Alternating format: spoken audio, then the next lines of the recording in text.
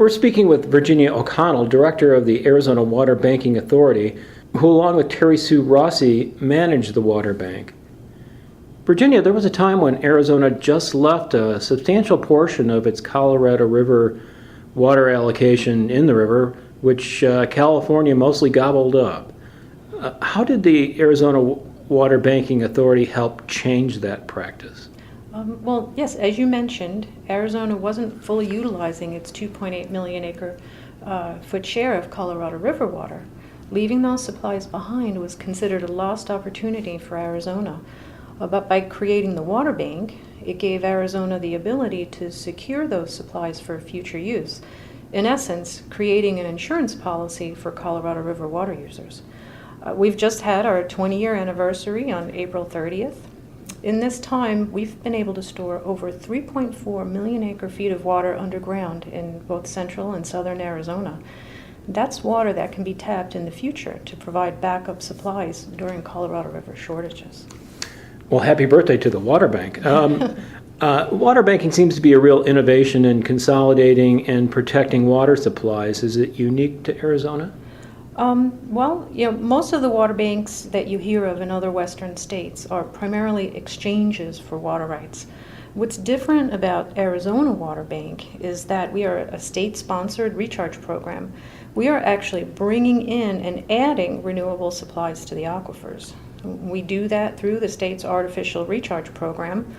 You can think of it much like a real bank, but instead of saving money, we're saving water. And we've been making deposits, as I mentioned, over the last 20 years, creating that savings account, and at some time in the future, we may need to draw on that account. But I don't want to say that other states aren't recharging water. There is some of that going on, but it's to a much smaller scale than what's been done in Arizona.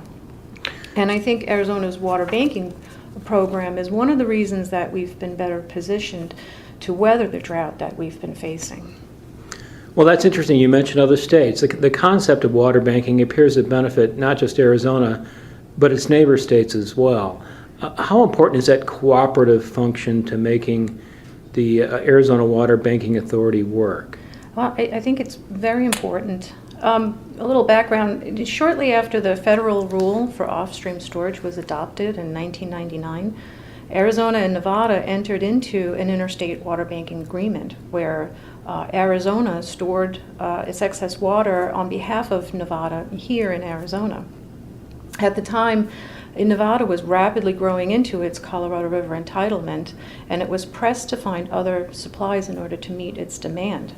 By banking water for Nevada, we were assisting by creating a bridge that could be used until they could acquire those other supplies.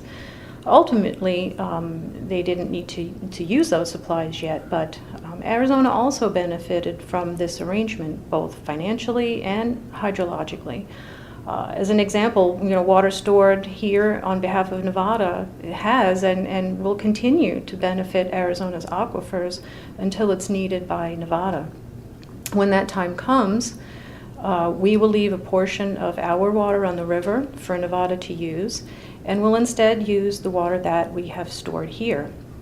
But I think overall one of the most important things that have come out of this is the relationship that was built between our states over time. Well, thank you very much. Well, thank you.